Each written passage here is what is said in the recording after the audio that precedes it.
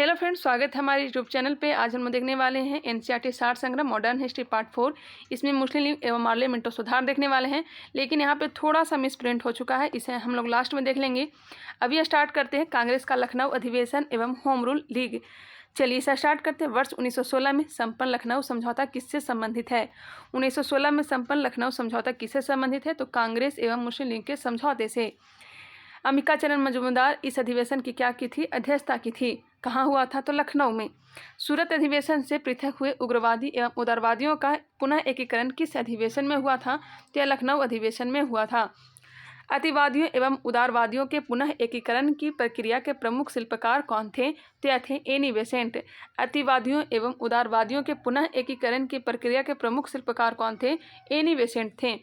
जो नया लगेगा मुझे उसे मैं 2-3 बार रिपीट कर दूंगी, जो आप लोग सुने होंगे उसे मैं आगे बढ़ जाऊंगी। वर्ष 1916 में मुस्लिम लीग और कांग्रेस के मध्य समझौता किसके द्वारा तय कराया था? बाल गंगाधर तिलक ने। वर्ष 1916 में मुस्लिम लीग और कांग्रेस के मध्य समझौता किसके द्वारा कराया गया था? बाल गंगाधर तिलक ने। बाल गंगाधर तिलक ने इसी अधिवेशन में नारा दिया था, स्वराज हमारा जन्मसिद्ध अधिकार है और इसे मैं ले करके रहूंगा। कांग्रेस के 1916 के लखनऊ अधिवेशन में लिया गया वह निर्णय क्या था जिसके मुख्य दूरगामी परिणाम हुए? तो वह था कांग्रेस द्वारा मुस्लिम लीग के पृथक निर्वाचन क्षेत्र की मांग का स्वीकार करना। एक बार फिर से देख लीजिए, कांग्रेस के 1916 के लखनऊ अधिवेशन में लिया गया वह निर्णय क्या था जिसके मुख्य दूरगामी परिणाम हुए? कांग्रेस द्वारा मुस्लिम लीग की पृथक निर्वाचन क्षेत्र की मांग स्वीकारना। मोहम्मद अली जिन्ना को हिंदू मुस्लिम एकता का दूत किसने कहा था? मोहम्मद अली जिन्ना को हिंदू मुस्लिम एकता का दूत किसने कहा था? तो यह कहा था सरोजनी नायडू ने। मदन मोहन मालवीय ने कांग्रेस एवं मुस्लिम लीग के मध्य होने वाले समझौते का विरोध किया था। किसने विरोध किया था? तो मदन मोहन मालवीय ने कांग्रेस एवं मुस्लिम लीग के मध्य होने वाले समझौते का विरोध किया था। भारत में होम रूल लीग की अवधारणा किस देश से ली गई थी? तो यह ली गई है आयरलैंड से।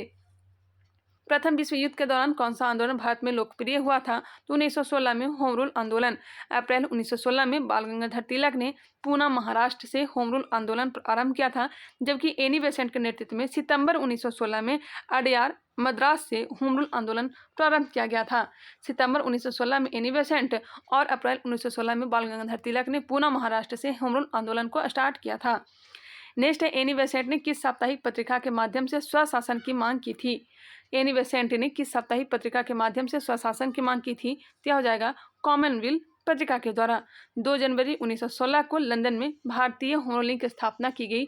इसके महासचिव कौन थे? तो डी ग्राहम पोल थे। डी ग्राहम पोल इसके महासचिव थे।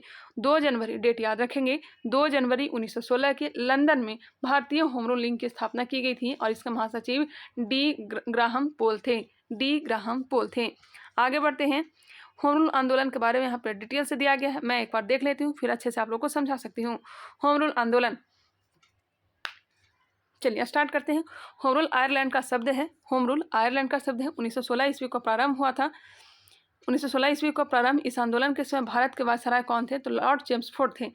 होम रूल का अर्थ होता है स्वशासन। होम रूल का अर्थ क्या होता है? तो स्वशासन होता है।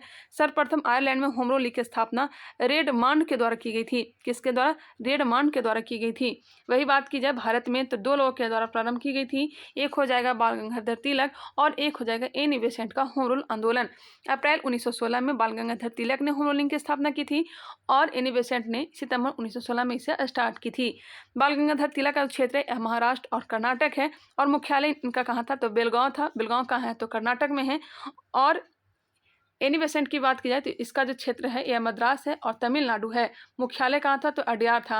अगर क्वेश्चन पूछ दिया जाए कि बाल गंगाधर तिलक का होम रूल लीग का मुख्यालय कहाँ था? तो यह हो जाएगा बेलगांव, और जबकि एनी बेसेंट का मुख्यालय कहाँ था? तो यह अडयार मद्रास में था। इसके समिति स्वरूप क्या थे? तो अध्यक्ष देखते हैं। बाल गंगाधर तिलक के होम रूल लीग के अध्यक्ष कौन थे? तो एन.सी. केलकर व जोसेफ बैप्टिस्ट थे। एन.सी. केलकर व जोसेफ बैप्टिस्ट थे। वही इनका अखिल भारतीय स्वरूप था। इनका समिति स्वरूप था और इनका अखिल भारतीय स्वरूप था एनी बेसेंट का। और इनके सचिव कौन थे? तो जॉर्ज अरुंडेल थे। जॉर्ज अरुंडेल इनके सचिव थे एनी बेसेंट के। अखिल भारतीय स्वरूप इन्होंने दिया था। इनका उद्देश्य क्या था? बाल गंगाधर तिलक का उद्देश्य था स्वराज मेरा जन्मसिद्ध अधिकार है और एनी बेसेंट का उद्देश्य था स्वशासन की स्थापना। गौर करते चलेंगे, स्वशासन की स्थापना था। इन्होंने प्रचार माध्यम मराठा व केसरी पत्रिका से किया था। मराठा और केसरी। केसरी किस भाषा में थी? तो यह मराठी भाषा में थी, मराठी भाषा में थी। और मराठा किस भाषा में थी? तो यह इंग्लिश भाषा में थी। और इनका प्रचार माध्यम था कॉमनवेल्थ व न्यू इंडिया। कॉमनवेल्थ और न्यू इंडिया पूछा जाता है, यह किन की पत्रिका है? तो एनी बेसेंट की पत्रिका है। नेक्स्ट है फेबियन आंदोलन का प्रस्ताव किसने दिया था? बिल्कुल भी टाइम वेस्ट आप लोग का नहीं करेंगे, लगातार से चलते जाएंगे, आप लोग गौर से सुनते चलेंगे। फेबियन आंदोलन का प्रस्ताव किसने दिया था? एनी बेसेंट ने। फेबियन आंदोलन का प्रस्ताव किसने दिया था? तो एनी बेसेंट ने दिया था। एक आप लोग से गुजारिश है कि आप लोग हमारे चैनल को सब्सक्राइब कर सकते हैं। अगर आप लोग नए हैं, हमारे चैनल को नहीं सब्सक्राइब किया है तो सब्सक्राइब कर सकते हैं। और एक गुजारिश है कि आपके जो भी फ्रेंड हैं उन्हें आप इसे शेयर भी कर सकते हैं। इतना मेरी हेल्प कर सकते हैं अगर आप लोग चाहें तो। चलिए आगे बढ़ते हैं, बाकी आपकी इच्छा है। तिलक तथा एनी बेसेंट द्वारा बनाए गए होमरूलिंग आंदोलन की शाखाओं को किस वर्ष एक कर दिया गया था? तो वर्ष 1918 में।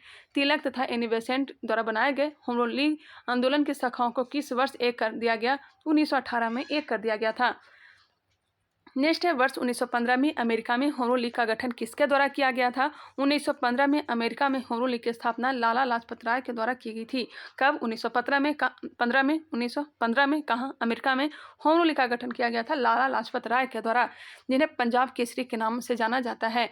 एनी बेसेंट की होम रूलिंग के साथ George Arundale, CP Ramaswamy Iyer, BP Wadia, Motilal Nehru, Tej Bahadur Sapru, Madan Mohan Malviya आदि संबंध लोग थे। एक बार गौर करिएगा, एनी बेसेंट की होम रूलिंग के साथ George Arundale, CP Ramaswamy Iyer, BP Wadia, Motilal Nehru, Tej Bahadur Sapru, Madan Mohan Malviya आदि संबंध लोग थे। आगे बढ़ जाती हूँ, ये तो बता ही दिए हमने। 1916 में लंदन में भारतीय होम रूल लीग की स्थापना की गई थी। भारतीय होम रूल की स्थापना कहाँ की गई थी? तो लंदन में। कब? 2 जनवरी 1916 को। 2 जनवरी 1916 को की गई थी। महासचिव इसके कौन थे? तो डी ग्राहम पोल थे, डी ग्राहम पोल। चलिए आगे बढ़ते हैं। अब हम लोग देखेंगे ट्रेड यूनियन एवं साम्यवादी दल।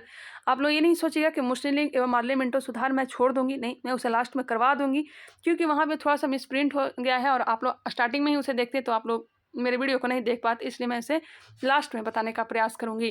ट्रेड यूनियन एवं साम्यवादी दल। वर्ष 1890 में गठित भारत का प्रथम मजदूर संगठन बॉम्बे मिल हैंड्स की स्थापना किसके द्वारा की गई थी? क्या की गई थी? एन.एम. लोखंडे के द्वारा। वर्ष 1890 में गठित भारत का प्रथम मजदूर संगठन बॉम्बे मिल हैंड्स की स्थापना किसके द्वारा की गई थी? एन.एम. लोखंडे के द्वारा की गई थी। वर्ष 1918 में अहमदाबाद टेक्सटाइल लेबर एसोसिएशन की स्थापना किसके द्वारा की गई थी?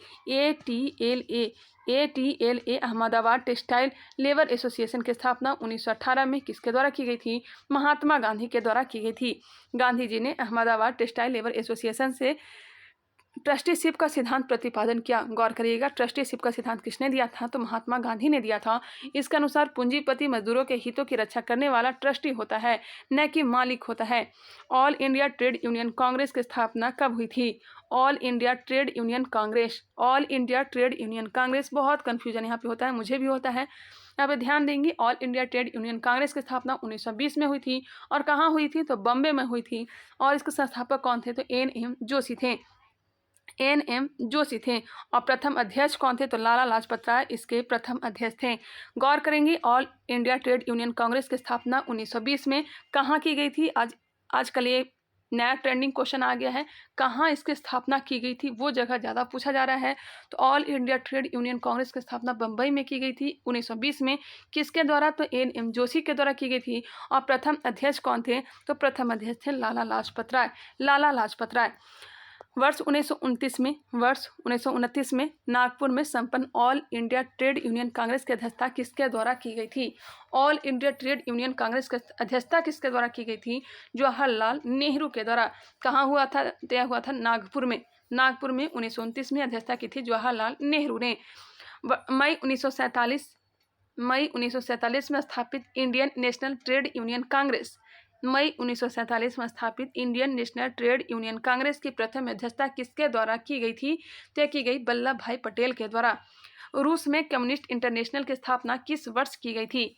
रूस में कम्युनिस्ट इंटरनेशनल की स्थापना किस वर्ष की गई थी? तो मार्च 1919 में, मार्च 1919 में। एक आप लोग का डाउट रहता है कि मैम यह पुराना वाला बुक आप करवा रही हैं। मैं आप लोग को कंफर्म कर देना चाहती हूँ कि मैं पुराने वाले बुक नहीं करवा रही हूँ, बिल्कुल 2023 का जो एडिशन आया है वही मैं करवा रही हूँ। आप लोग इसमें कंफ्यूज ना होइएगा। मैं अधिकतर मैं आप लोग को बता ही दूँ कि मैं झूठ नहीं बोलती हूँ, जो रहती है सच्चाई मैं आप लोग को बता ही देती हूँ। यह 2023 का एडिशन है, इसमें आप लोग डाउट ना रखें। प्रमुख कारखाना अधिनियम, प्रमुख कारखाना अधिनियम दिया गया है, कारखाना अधिनियम और गवर्नर जनरल। देखिए, प्रथम कारखाना अधिनियम 1881 में आया था और लॉर्ड रिपन के समय काल में आया था।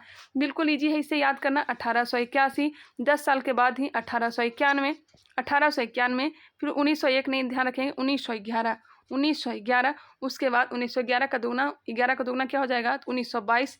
मैं इस तरह से याद रखें, 1881, 1891, 1901 को नहीं रखेंगे, 1911 डायरेक्ट, फिर 11 का दूना क्या हो जाएगा, 1922, फिर उसके बाद 1934, फिर 1944। आप लोग इसी तरह से याद रखें। प्रथम कारखाना अधिनियम 1881 में आया था लॉर्ड रिपन के समय। 1891 में द्वितीय कारखाना अधिनियम आया था लॉर्ड लैंसडाउन के समय। वही तृतीय कारखाना अधिनियम 1911 में लॉर्ड हार्डिंग द्वितीय, और चतुर्थ आया था 1922 में लॉर्ड रीडिंग के समय, 1934 में लॉर्ड विलिंगटन के समय और 1944 में लॉर्ड वेवल के समय। अगर आप लोग को गवर्नर जनरल का कार्यकाल याद होगा तो इसे याद करना आसान होगा। एक बार फिर से रिकॉल कर लेते हैं। प्रथम कारखाना अधिनियम 1881, द्वितीय कारखाना अधिनियम 1891, तृतीय कारखाना अधिनियम 1911, तृतीय कारखाना अधिनियम 1911, चौथा कारखाना अधिनियम 1922। ये चारों तो बिल्कुल याद रखेंगे, यहाँ से क्वेश्चन पूछा जा चुका है, लेकिन आगे भी पूछने की संभावनाएं हैं, तो 1934 और 1944 ध्यान रखेंगे। भारत में औद्योगिक कार्यशालाओं में व बगीचों में श्रम की स्थिति में, भारत में औद्योगिक कार्यशालाओं व बगीचों में श्रम की स्थिति में सुधार हेतु हिटले आयोग का गठन किया गया था। क्या दिया गया है, एक बार फिर देखते हैं। भारत में औद्योगिक कार्यशालाओं व बगीचों में श्रम की स्थिति में सुधार हेतु हिटले आयोग का गठन किया गया था। नेक्स्ट है वर्ष 1927 में, सन 1927 में भारत में सर्वप्रथम 1 मई को मजदूर दिवस मनाया गया था। कब मनाया गया था, तो 1 मई को मजदूर दिवस मनाया ही जाता है। कब मनाया गया था भारत में सर्वप्रथम, तो 1927 में सर्वप्रथम 1 मई को मजदूर दिवस मनाया गया था, जो भारत में मजदूरों की बढ़ती हुई राजनीतिक चेतना का सूचक था। कम्युनिस्ट इंटरनेशनल के सदस्य बनने वाला प्रथम भारतीय कौन थे, कम्युनिस्ट इंटरनेशनल के सदस्य बनने वाले प्रथम भारतीय कौन थे, ते थे मानवेंद्र नाथ राय। कम्युनिस्ट इंटरनेशनल के सदस्य बनने वाले प्रथम भारतीय मानवेंद्र नाथ राय थे। M.N. राय के सहयोग से ताशकंद में भारतीय कम्युनिस्ट पार्टी की स्थापना किस वर्ष की गई, M.N. राय के सहयोग से ताशकंद में भारतीय कम्युनिस्ट पार्टी की स्थापना किस वर्ष की गई थी, 17 अक्टूबर 1920 को। 17 अक्टूबर 1920 को। पहली साम्यवादी कॉन्फ्रेंस का आयोजन कहाँ किया गया था, तो कानपुर में किया गया था 26 दिसंबर 1925 को। पहली साम्यवादी कांग्रेस का आयोजन कहाँ किया गया था, तो कानपुर में 26 दिसंबर 1925 को। कानपुर षड्यंत्र मुकदमा वर्ष 1924 में ब्रिटिश सरकार द्वारा किस आंदोलन के नेताओं के विरुद्ध चलाया गया था, तो साम्यवादी आंदोलन के विरुद्ध। कानपुर षड्यंत्र मुकदमा कब हुआ था, 1924 में। ब्रिटिश सरकार द्वारा किस आंदोलन के नेताओं के विरुद्ध चलाया गया था, तो साम्यवादी आंदोलन। वर्ष 1940 में रेडिकल डेमोक्रेटिक पार्टी की स्थापना किसके द्वारा की गई, यह की गई थी M.N. राय के द्वारा। वर्ष 1940 में रेडिकल डेमोक्रेटिक पार्टी की स्थापना किसके द्वारा की गई, M.N. राय के द्वारा। क्रांतिकारी साम्यवादी दल की स्थापना वर्ष 1934 में किसके द्वारा की गई, यह की गई थी सोमेंद्र नाथ टैगोर के द्वारा। क्रांतिकारी साम्यवादी दल की स्थापना वर्ष 1934 में किसके द्वारा की गई, सोमेंद्र नाथ टैगोर के द्वारा। वर्ष 1939 में भारतीय बोल्शेविक पार्टी की स्थापना किसके द्वारा की गई, N. दत्त मजुमदार के द्वारा। वर्ष 1939 में भारतीय बोल्शेविक पार्टी की स्थापना किसके द्वारा की गई, N. दत्त मजुमदार के द्वारा। नेक्स्ट है ब्रिटिश भारत में गठित महत्वपूर्ण आयोग। ब्रिटिश भारत में गठित महत्वपूर्ण आयोग दिया गया है गवर्नर जनरल और संबंध है। फ्रेजर आयोग 1902 में गठन किया गया था, उस समय गवर्नर जनरल लॉर्ड कर्जन था। फ्रेजर आयोग का संबंध है पुलिस सुधार से। एक क्वेश्चन पूछा गया है बीपीएससी में। फ्रेजर आयोग 1902 लॉर्ड कर्जन के समय पुलिस सुधार से इसके संबंध है। हंटर आयोग 1919 लॉर्ड चेम्सफोर्ड पंजाब अशांति से संबंधित है। बटलर आयोग 1927 लॉर्ड इरविन के समय भारतीय रियासतों के साथ संबंध हो जाएगा। 1927 में बटलर आयोग आया था, लॉर्ड इरविन के समय भारतीय रियासतों के साथ संबंध के बारे में बताया गया है। लिथुआ आयोग आया था 1928 में लॉर्ड इरविन के समय। लिथुआ आयोग आया था 1928 में लॉर्ड इरविन के समय, भूमि सुधार से संबंधित हो जाएगा। लिथुआ आयोग का संबंध भूमि सुधार से है। मैक्सवेल ब्लूमफील्ड आयोग 1928 में, मैक्सवेल ब्लूमफील्ड आयोग 1928 लॉर्ड इरविन। बारदोली में लगान वृद्धि की जांच करने के लिए मैक्सवेल ब्लूमफील्ड आयोग की स्थापना की गई थी। लाया गया था। व्हाइटले आयोग 1929 लॉर्ड इरविन के समय, और व्हाइटले आयोग का संबंध है श्रम से। सप्रू आयोग 1935 लॉर्ड विलिंगटन के समय बेरोजगारी से संबंधित है। सप्रू आयोग 1935 लॉर्ड विलिंगटन बेरोजगारी। क्लाइड आयोग 1940 में आया था। क्लाइड आयोग 1940 लिथुआ के समय तेभागा आंदोलन से संबंधित हो जाएगा। स्क्रीनशॉट लेना चाहें तो स्क्रीनशॉट इसे ले सकते हैं। मैं आगे बढ़ती हूँ। प्रथम कारखाना अधिनियम का भी ले लीजिए क्योंकि ये इंपॉर्टेंट है। मैं आगे बढ़ती हूँ। अब हम लोग देखने वाले हैं महात्मा गांधी एवं उनके प्रारंभिक आंदोलन। महात्मा गांधी एवं उनके प्रारंभिक आंदोलन को देखने वाले हैं। चलिए इसे स्टार्ट करते हैं। राष्ट्रपिता महात्मा गांधी एक परिचय दिया गया है। थोड़ा सा मैंने फैन ऑन कर लिया है क्योंकि गर्मी बहुत ज़्यादा लगने लगी मुझे। चलिए स्टार्ट करते हैं। नाम इनका पूरा है मोहनदास करमचंद गांधी। महात्मा गांधी का पूरा नाम क्या है? तो मोहनदास करमचंद गांधी है। पिता का नाम करमचंद गांधी, माता का नाम पुतलीबाई। ये सब तो बेसिक है, आप लोग जानते ही होंगे। 2 अक्टूबर 1869 को इनका जन्म हुआ था। 2 अक्टूबर 1869 को इनका जन्म हुआ था। 30 जनवरी 1948 को इनकी मृत्यु हुई थी। जन्म स्थान है पोरबंदर, गुजरात में है। विवाह 1883 ईस्वी में कस्तूरबा गांधी से हुआ था। पुत्र का नाम है हरिलाल, मनीलाल, देवदास और रामदास। हरिलाल, मनीलाल, देवदास और रामदास। इनके राजनीतिक गुरु हैं गोपाल कृष्ण गोखले। इनके प्रमुख शिष्य हैं इंग्लैंड में जन्मी मीराबेन। प्रमुख शिष्य का नाम है इनका मीराबेन। महात्मा गांधी द्वारा प्रदत्त नाम है मीराबेन। इनका वास्तविक नाम है मैडलिन स्लेड। मैडलिन स्लेड इनके प्रमुख शिष्य हैं। मैडलिन स्लेड महात्मा गांधी के प्रमुख शिष्य हैं। इनका नाम है मीराबेन। महात्मा गांधी द्वारा प्रदत्त नाम है, दिया गया नाम है। इंग्लैंड में इनका जन्म हुआ है। कानून की पढ़ाई के लिए इंग्लैंड प्रस्थान 1888 ईस्वी में मुंबई गए थे। कानून की पढ़ाई के लिए इंग्लैंड प्रस्थान 1888 ईस्वी में मुंबई से इन्होंने इंग्लैंड गए थे। कानून की डिग्री प्राप्त की थी 1891 में। 1891 में बैरिस्टर की डिग्री प्राप्त की। अब्दुल्ला के मुकदमे के लिए दक्षिण अफ्रीका गए 1893 ईस्वी में। अब्दुल्ला के मुकदमे लड़ने के लिए दक्षिण अफ्रीका कब गए थे? तो 1893 ईस्वी में। दक्षिण अफ्रीका में नटाल कांग्रेस की स्थापना कब की थी? नटाल कांग्रेस की स्थापना की थी 1894 ईस्वी में। ये सब डेट याद रखेंगे। दक्षिण अफ्रीका में जुलू व बोअर पदक 1899 ईस्वी में। जुलू व बोअर पदक 1899 ईस्वी में। कैसर ए हिंद की उपाधि दी गई थी 9 जनवरी 1915 ईस्वी में। कैसर ए हिंद की उपाधि 9 जनवरी 1915 ईस्वी में। इसमें थोड़ा डाउट मुझे लग रहा है, आप लोग एक बार कंफर्म कर लेंगे। कांग्रेस 9 जनवरी 1915 को भारत वापस आए थे। इसी याद में प्रवासी भारतीय दिवस मनाया जाता है। एक बार आप लोग इसे कंफर्म कर लेंगे। कांग्रेस अधिवेशन में प्रथम बार शामिल 1901 ईस्वी में शामिल हुए थे। कहाँ? कलकत्ता अधिवेशन में शामिल हुए थे। अध्यक्षता कब किए थे? तो 1924 में बेलगांव अधिवेशन का। डरबन दक्षिण अफ्रीका में फिनिक्स आश्रम की स्थापना कब की थी? तो डरबन में फिनिक्स आश्रम की स्थापना 1904 ईस्वी में महात्मा गांधी ने किए थे। सत्याग्रह का प्रथम प्रयोग कब हुआ था? तो 1906 ईस्वी में। सत्याग्रह का प्रथम प्रयोग 1906 ईस्वी में दक्षिण अफ्रीका में किए थे, जबकि भारत में प्रथम प्रयोग कहाँ किए थे? चंपारण में किए थे 1917 में। नेक्स्ट है जीवन में पहली बार जेल गए। प्रथम जेल अनुभव 1908 ईस्वी में। पहली बार महात्मा गांधी जेल कब गए? तो 1908 ईस्वी में। टॉलस्टॉय फॉर्म की स्थापना 1910 ईस्वी में की। टॉलस्टॉय फॉर्म की स्थापना 1910 ईस्वी में जोहान्सबर्ग दक्षिण अफ्रीका में किए थे। जोहान्सबर्ग में टॉलस्टॉय फॉर्म की स्थापना 1910 में किए थे। महात्मा गांधी की दक्षिण अफ्रीका में सक्रियता 21 वर्ष तक रहे थे। महात्मा गांधी दक्षिण अफ्रीका कब तक रहे थे? 21 वर्ष तक। महात्मा गांधी का भारत आगमन हुआ था 9 जनवरी 1915 को। साबरमती आश्रम की स्थापना 1915 ईस्वी में। कांग्रेस अधिवेशन की अध्यक्षता 1924 के बेलगांव अधिवेशन कर्नाटक। इनकी आत्मकथा है सत्य के साथ मेरे प्रयोग। सत्य के साथ मेरे प्रयोग 1925 ईस्वी में। सत्य के साथ मेरे प्रयोग। सिद्धांत है सत्य एवं अहिंसा। महात्मा गांधी का सिद्धांत क्या? तो सत्य एवं अहिंसा। अखिल भारतीय खादी बोर्ड की स्थापना 1923 ईस्वी में किए थे। अखिल भारतीय खादी बोर्ड की स्थापना 1923। अखिल भारतीय चरखा संघ की स्थापना 23 सितंबर।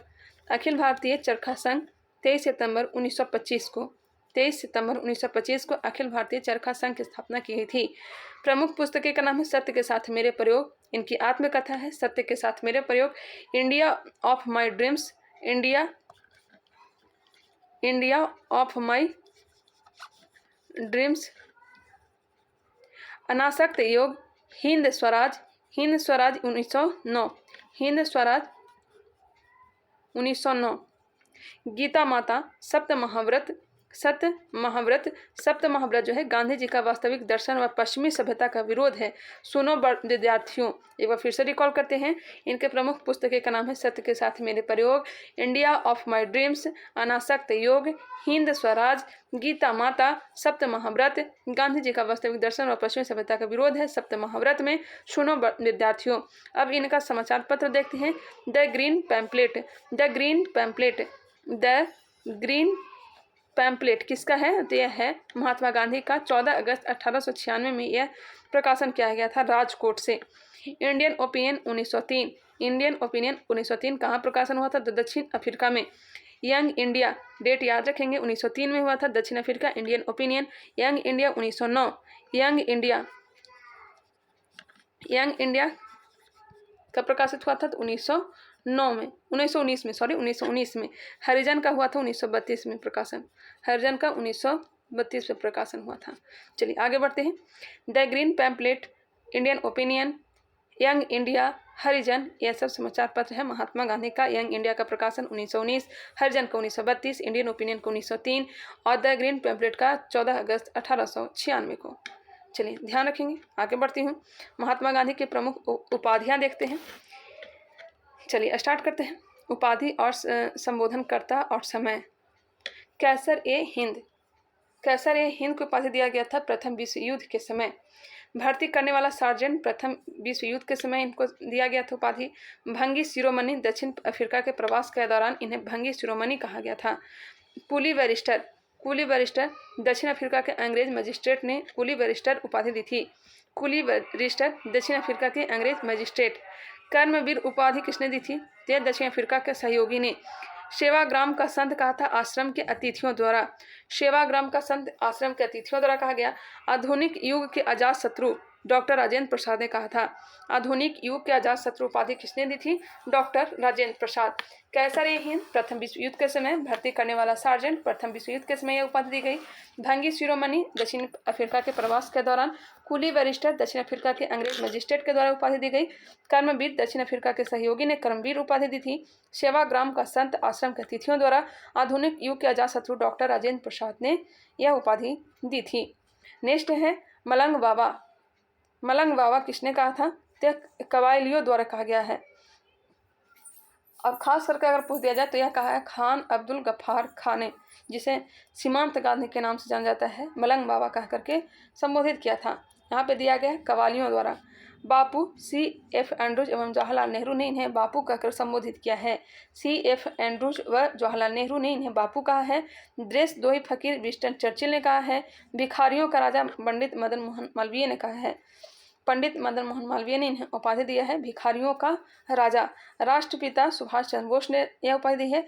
अर्धनग्न फकीर विंस्टन चर्चिल ने। One man boundary force Lord Mountbatten द्वारा कहा गया है। वन मैन बाउंड्री फोर्स महात्मा रविन्द्रनाथ टैगोर के द्वारा। एक बार फिर से आप लोग देखना चाहें तो देख सकते हैं। बापू किसने कहा था? C.F. एंड्रूज और जवाहरलाल नेहरू। देशद्रोही फकीर कहा था विंस्टन चर्चिल। भिखारियों का राजा कहा है मदन मोहन मालवीय। राष्ट्रपिता सुभाष चंद्र बोस, अर्धनग्न फकीर विंस्टन चर्चिल और one man boundary force Lord Mountbatten Mahatma Rabindranath Tagore. Malang Baba किसने कहा? तो कबालियों या फिर खान अब्दुल गफ्फार खान ने। नेक्स्ट है वायकॉम सत्याग्रह 1924 से 25। वायकॉम सत्याग्रह 1924 से 25 अस्पृश्यता की कुप्रथा के विरुद्ध त्रावणकोर केरल में चलाया गया था। अस्पृश्यता के कुप्रथा के विरुद्ध त्रावणकोर केरल में चलाया गया था वायकॉम सत्याग्रह। कब? 1924 से 1925 के बीच। चलिए आगे बढ़ते हैं। महात्मा गांधी किस वर्ष दक्षिण अफ्रीका से भारत वापस लौटे थे? तो लौटे थे 9 जनवरी 1915 को। किसने गांधी जी को सर्वप्रथम महात्मा के तौर पर संबोधित किया था? रविन्द्रनाथ टैगोर ने। स्वाधीनता आंदोलन के दौरान महात्मा गांधी के घनिष्ठ अंग्रेज मित्र कौन थे? तो थे reverend Charlie Andrews. Reverend Charlie Andrews, इन्हें दीनबंधु कहा जाता है। दीनबंधु किसे कहता है? तो चार्ल्स एंड्रूज को कहा जाता है। फिनिक्स फॉर्म कहाँ स्थित है? तो डरबन, दक्षिण अफ्रीका में। फिनिक्स फॉर्म की स्थापना कब हुई थी? अभी जस्ट हमने बताया था आप लोग को। महात्मा गांधी के राजनीतिक गुरु कौन थे? तो गोपाल कृष्ण गोखले थे। भारत में स्वतंत्रता आंदोलन के दौरान महात्मा गांधी द्वारा अहमदाबाद में साबरमती के किनारे एक आश्रम बनाया गया, जिसे साबरमती आश्रम या फिर सत्याग्रह आश्रम के नाम से जाना जाता है। गांधी जी की दृष्टि में अहिंसा का क्या अर्थ है? अहिंसा का अर्थ है सत्य की प्राप्ति का मार्ग। सत्य की प्राप्ति का मार्ग। भारतीय कपड़ा व्यापारी, बैंकर, कांग्रेसी तथा महात्मा गांधी का निकट सहयोगी ये विशेषण किसका परिचय देते हैं? भारतीय कपड़ा व्यापारी, बैंकर, कांग्रेसी तथा महात्मा गांधी का निकट सहयोगी ये विशेषण किसका परिचय देते हैं? जमनालाल बजाज का। जमनालाल बजाज का। अब यहाँ पे दिया गया महात्मा गांधी आंदोलन व सत्याग्रह। चंपारण सत्याग्रह 1917 ईस्वी में यह प्रथम वास्तविक किसान सत्याग्रह था। 3/20 भाग पर अनिवार्य नील की खेती के विरोध सत्याग्रह, जिसे तिनकठिया पत्ती भी कहते हैं। अहमदाबाद मजदूर आंदोलन 1918 महात्मा गांधी द्वारा भारत में प्रथम भूख हड़ताल है। अहमदाबाद मजदूर आंदोलन 1918 महात्मा गांधी द्वारा भारत में प्रथम भूख हड़ताल। खेड़ा आंदोलन 1918 प्रथम पूर्ण किसान सत्याग्रह है, खेड़ा सत्याग्रह। खिलाफत आंदोलन 1919 सर्वप्रथम असहयोग आंदोलन के व्यक्ति। असहयोग आंदोलन 1920 प्रथम जन आंदोलन के व्यक्ति है। शबने अवज्ञा आंदोलन, दांडी मार्च 1930, नमक सत्याग्रह। व्यक्तिगत सत्याग्रह 1940, उपनाम दिल्ली चलो आंदोलन। व्यक्तिगत सत्याग्रह को क्या कहता है? दिल्ली चलो आंदोलन। विनोबा भावे इसका नेतृत्व किए थे, प्रथम इसके सत्याग्रही थे। भारत छोड़ो आंदोलन व अगस्त क्रांति 1942, गांधी जी का करो या मरो। गांधी जी का करो या मरो। पुणे की यरवदा जेल में स्थित आगा खां पैलेस को सुल्तान मोहम्मद शाह आगा खान द्वितीय ने 1892 ईस्वी में बनवाया था। मोस्ट इंपॉर्टेंट, पुणे की यरवदा जेल में स्थित आगा खां पैलेस को, आगा खां पैलेस बहुत बार आपने सुना होगा, आगा खां पैलेस को सुल्तान मोहम्मद शाह आगा खान द्वितीय ने बनवाया था 1892 में। चलिए आगे बढ़ते हैं। महात्मा गांधी के प्रमुख आश्रम दिए गए हैं। फिनिक्स फार्म की स्थापना हुई थी 1904 में डरबन, दक्षिण अफ्रीका में। टॉल्स्टॉय फार्म की स्थापना हुई थी 1910 में जोहान्सबर्ग, दक्षिण अफ्रीका। साबरमती के आश्रम की स्थापना हुई थी 1915 में, साबरमती नदी, अहमदाबाद। सत्याग्रह आश्रम की स्थापना 1915 में हुआ, कोचरब अहमदाबाद में हुआ था। सत्याग्रह आश्रम कोचरब अहमदाबाद। अनासक्ति आश्रम की स्थापना हुआ था 1929 में। 1929 में अनासक्ति आश्रम कौसानी उत्तराखंड में। सेवाग्राम आश्रम की स्थापना हुआ था 1936। मोस्ट इंपॉर्टेंट, सेवाग्राम आश्रम की स्थापना 1936 में वर्धा महाराष्ट्र में। एक बार फिर से रिकॉल कर लेते हैं। फिनिक्स फार्म की स्थापना 1904 डरबन, दक्षिण अफ्रीका। टॉल्स्टॉय फार्म की स्थापना 1910 जोहान्सबर्ग, दक्षिण अफ्रीका में हुआ था। साबरमती आश्रम साबरमती नदी, अहमदाबाद 1915। सत्याग्रह आश्रम कोचरब अहमदाबाद 1915। अनासक्ति आश्रम कौसानी उत्तराखंड 1929। सेवाग्राम आश्रम वर्धा 1936। भारत के स्वतंत्रता संघर्ष के दौरान सबसे पहले सत्याग्रह किसने किया था? क्या किया था? महात्मा गांधी ने। महात्मा गांधी भारतीय राष्ट्रीय कांग्रेस के अधिवेशन में सर्वप्रथम सम्मिलित कब हुए थे? तो कलकत्ता अधिवेशन 1901 में। किसने कहा था विदेशी वस्त्रों की बर्बादी ही उनके साथ सर्वोत्तम व्यवहार है? यह कहा था महात्मा गांधी ने। जबकि इसका अपोजिट किसने कहा था कि निष्ठुर बर्बादी है? तो यह कहा था रविन्द्रनाथ टैगोर ने। वर्ष 1915 में दक्षिण अफ्रीका से लौटने के बाद गांधी जी ने वर्ष 1917 में चंपारण के किसानों के शोषण के विरुद्ध अपना पहला सफल सत्याग्रह प्रारंभ किया था। कहाँ से? चंपारण से, तिनकठिया पत्ती के लिए। दक्षिण अफ्रीका में रहते हुए महात्मा गांधी ने किस पत्रिका का प्रकाशन किया था? इंडियन ओपिनियन का। अनटू दिस लास्ट नाम पुस्तक के लेखक कौन है? तो जॉन रस्किन है। इनसे काफ़ी प्रभावित है। महात्मा गांधी को सर्वप्रथम राष्ट्रपिता कहकर किसने संबोधित किया था? राष्ट्रपिता कहते सुभाष चंद्र बोस ने। गांधी के नाम से पहले महात्मा शब्द किस आंदोलन के बाद जोड़ा गया? गांधी के नाम से पहले महात्मा शब्द किस आंदोलन के बाद जोड़ा गया था? तो महात्मा जोड़ा गया था चंपारण सत्याग्रह के बाद रविन्द्रनाथ टैगोर के द्वारा। गांधी जी की मृत्यु पर किसने कहा था हमारे जीवन से प्रकाश चला गया है? महात्मा गांधी के चंपारण सत्याग्रह में बिहार के किसान राजकुमार शुक्ल भी शामिल हुए थे। महात्मा गांधी के चंपारण सत्याग्रह में बिहार के किसान राजकुमार शुक्ल भी शामिल हुए थे। उन्होंने चंपारण किसानों की समस्या समाधान हेतु गांधी जी को बिहार आमंत्रित किया था। किसने किया था? तो राजकुमार शुक्ल कहाँ मिले थे? 1916 के लखनऊ अधिवेशन में। और यही बिहार के दुर्दशा चंपारण के दुर्दशा नील की तो जो तिनकठिया पत्ती थी उसके दुर्दशा के बारे में ध्यान आकर्षित महात्मा गांधी का किसने किया था? तो राजकुमार शुक्ल ने ही, और आने का निमंत्रण दिया था। महात्मा गांधी के चंपारण सत्याग्रह का विरोध किसने किया था? तो एमजी रंगा ने इसका विरोध किया था। महात्मा गांधी के चंपारण सत्याग्रह का विरोध किसने किया था? एमजी रंगा ने। लगातार अगर बोला जाए तो थोड़ा सा बोलने में मिस्टेक होने ही लगता है, लेकिन आप लोग नेगेटिव चीज़ों पर ध्यान नहीं दीजिएगा, मैं बार बार आप लोग को बोलती हूँ। चलिए इससे आगे बढ़ते हैं। नेक्स्ट है रॉलेट एक्ट और जालियांवाला बाग हत्याकांड। रॉलेट एक्ट और जालियांवाला बाग हत्याकांड को हम देखेंगे। ब्रिटिश शासन द्वारा मार्च 1919 में लाए गए रॉलेट एक्ट का मुख्य उद्देश्य क्या था? तो यह था क्रांतिकारियों का दमन। ब्रिटिश शासन द्वारा मार्च 1919 में लाए गए रॉलेट एक्ट का प्रमुख उद्देश्य क्या था? तो क्रांतिकारियों का दमन था। भारत में बढ़ रही क्रांतिकारी गतिविधियों के दमन के लिए सरकार ने वर्ष 1917 में न्यायाधीश सिडनी रॉलेट की अध्यक्षता में एक समिति गठित की। कब गठन किया गया? 1917 में। इसका उद्देश्य क्रांतिकारियों को कुचलने के लिए एक प्रभावी योजना का निर्माण करना था। इसके सुझाव पर मार्च 1919 में पारित विधेयक रॉलेट एक्ट के नाम से जाना गया। जब रॉलेट एक्ट पारित हुआ उस समय भारत का वायसराय लॉर्ड चेम्सफोर्ड था कि इस औपनिवेशिक कानून को बिना वकील, बिना अपील, बिना दलील के नाम से जाना जाता है, तो यह जाना जाता है रॉलेट एक्ट को। मार्च 1919 में इसे लागू किया गया था।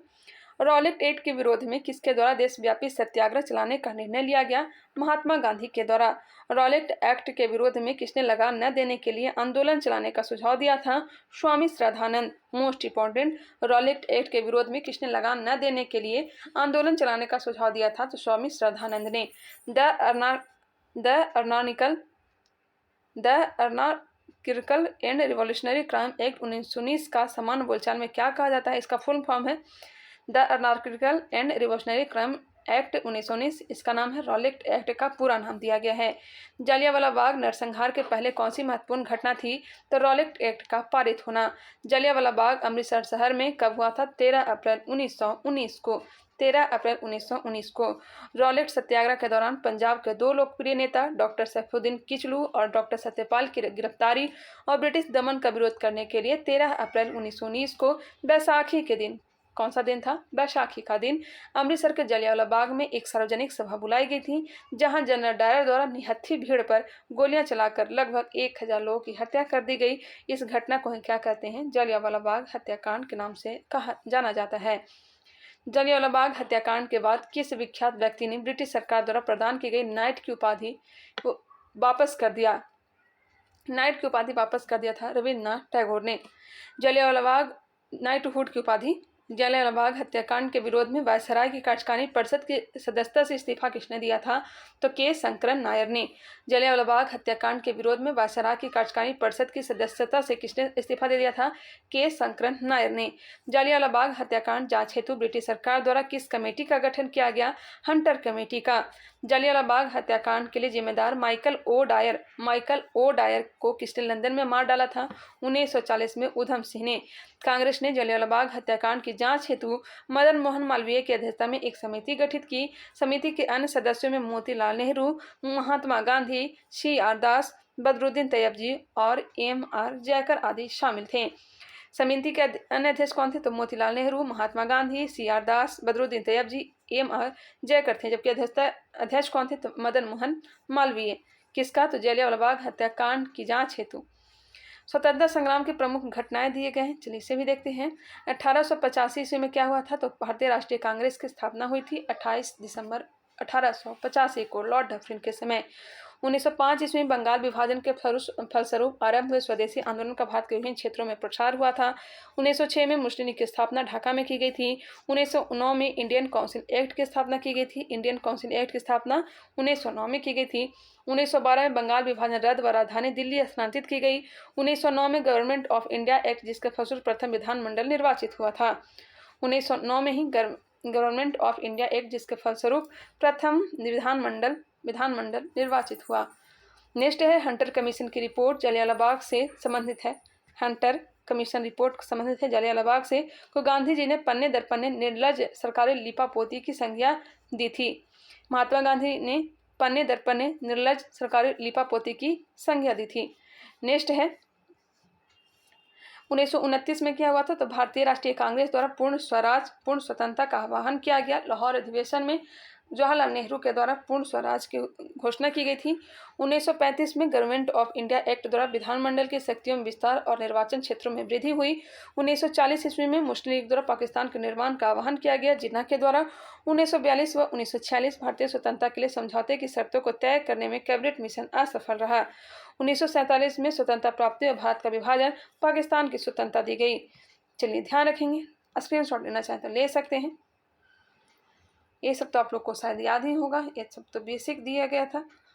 चलिए आगे बढ़ते हैं। आगे हम लोग देखेंगे खिलाफत एवं असहयोग आंदोलन। थोड़ा सा यहाँ पे मिसप्रिंट है। भारत में चलाए गए खिलाफत आंदोलन का प्रमुख कारण क्या था? भारत में खिलाफत आंदोलन चलाने का प्रमुख कारण था तुर्की में खलीफा पद को इंग्लैंड द्वारा समाप्त किया जाना। वर्ष 1919 में दिल्ली में आयोजित अखिल भारतीय खिलाफत कमेटी की अध्यक्षता किसके द्वारा की गई? यहाँ पे थोड़ा मिसप्रिंट है, मैं बोल देती हूँ, आप लोग गौर से सुन लीजिएगा। वर्ष 1919 में दिल्ली में आयोजित अखिल भारतीय किसान कमेटी की अध्यक्षता किसके द्वारा की गई? महात्मा गांधी के द्वारा। वर्ष 1920 में इलाहाबाद में आयोजित सम्मेलन के दौरान खिलाफत समिति के द्वारा गांधी जी का सहयोग आंदोलन प्रारंभ करने का अनुरोध किया गया था। इलाहाबाद में आयोजित सम्मेलन के दौरान खिलाफत समिति के द्वारा गांधी जी का सहयोग आंदोलन प्रारंभ करने का अनुरोध किया गया था। खिलाफत आंदोलन के प्रमुख नेता कौन थे? तो दो भाई थे, शौकत अली और मोहम्मद अली। भारतीय राष्ट्रीय कांग्रेस ने पहला असहयोग आंदोलन किस वर्ष आरंभ किया था? तो वर्ष 1920 में, 1 अगस्त 1920 को। वर्ष 1920 के नागपुर अधिवेशन में असहयोग आंदोलन के प्रस्ताव को किसने प्रस्तावित किया था? तो प्रस्तावित किया था CR दास ने। कहाँ अधिवेशन हुआ था? तो नागपुर अधिवेशन। असहयोग आंदोलन के दौरान किस व्यक्ति ने अपनी वकालत छोड़ दी थी? तो CR दास ने, चित्तरंजन दास ने। स्वराज का नारा गांधी जी ने कब दिया था? स्वराज का नारा गांधी जी ने असहयोग आंदोलन के समय दिया था।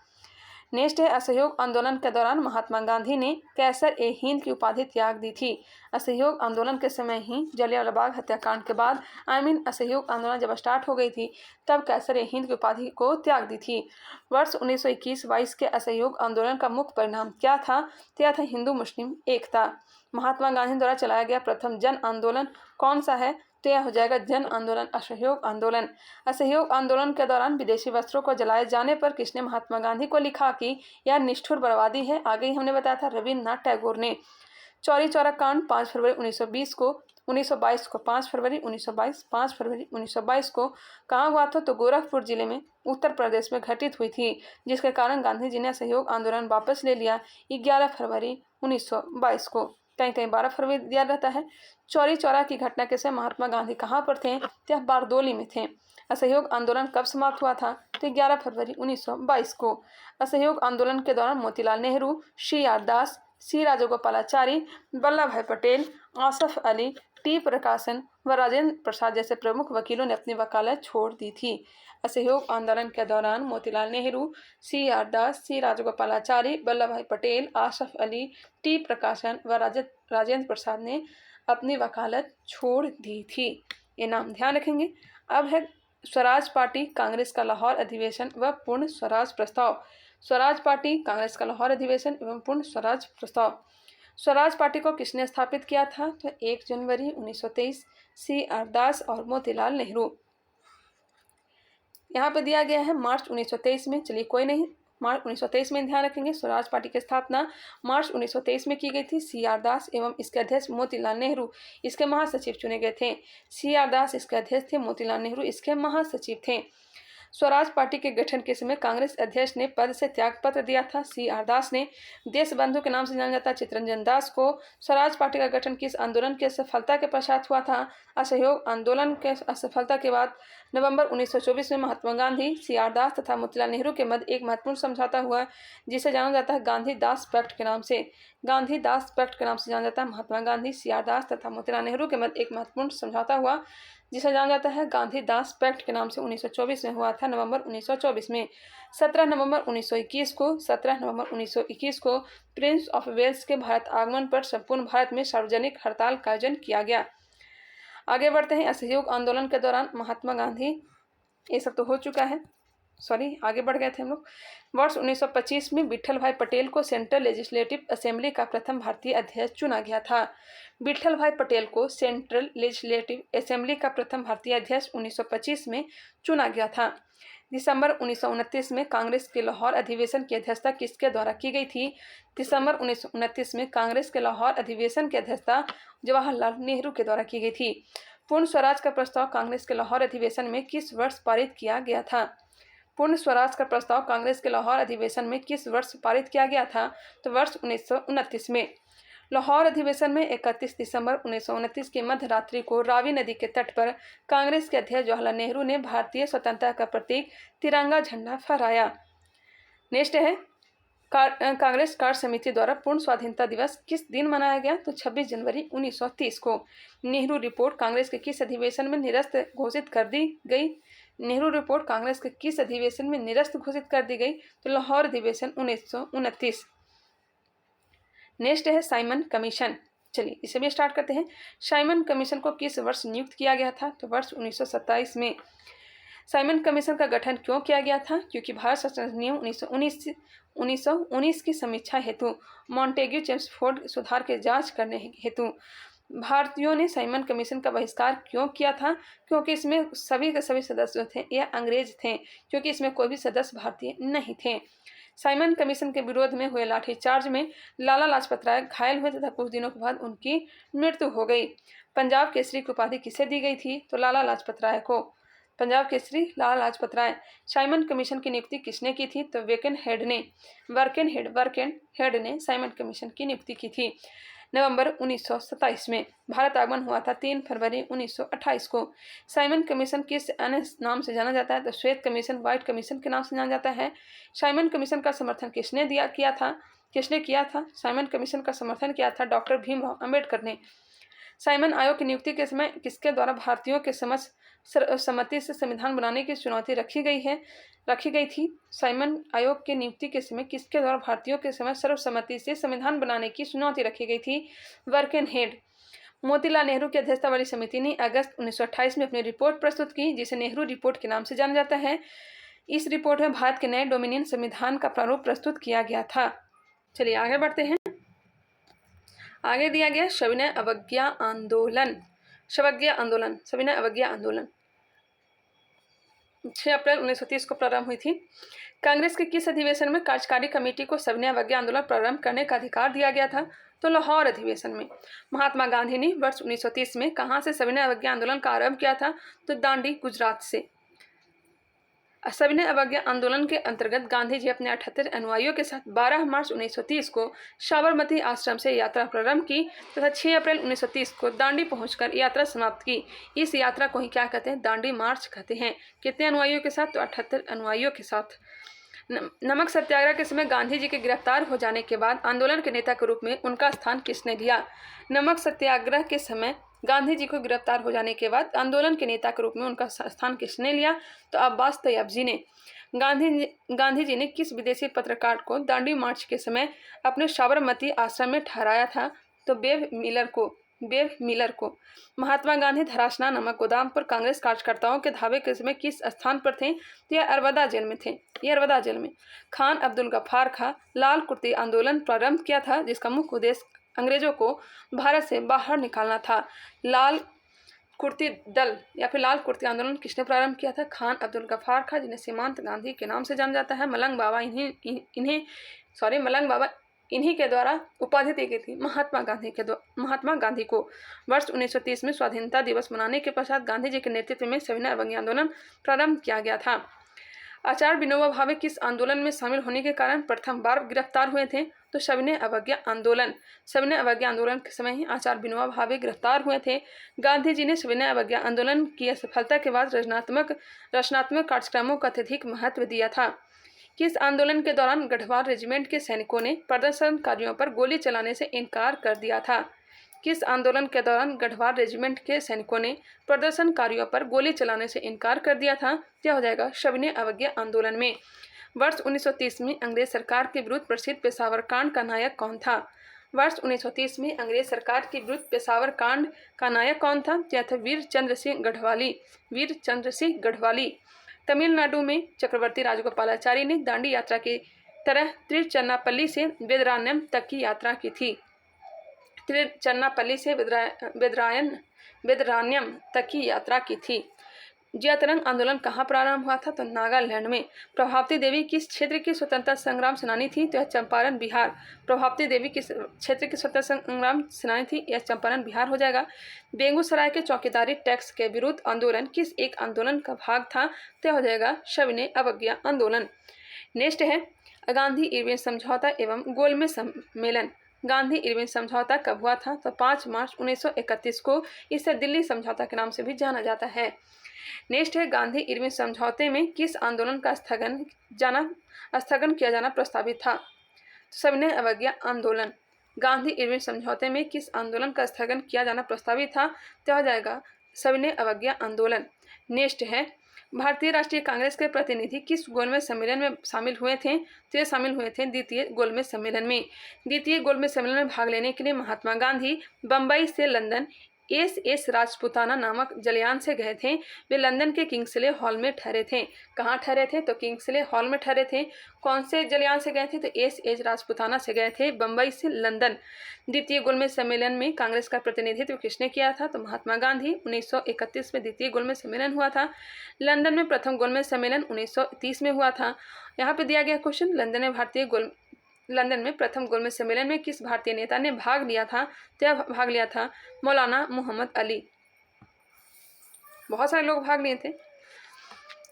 नेक्स्ट है, लंदन में संपन्न हुए गोलमेज सम्मेलन में किसने भारतीय ईसाइयों का प्रतिनिधित्व किया था? तो केटी पाल। लंदन में संपन्न हुए गोलमेज सम्मेलन में किसने भारतीय ईसाइयों का प्रतिनिधित्व किया था? तो यह केटी पाल ने किया था। द्वितीय गोलमेज सम्मेलन के दौरान मिस्टर चर्चिल ने गांधी जी को अर्धनग्न फकीर कहा था।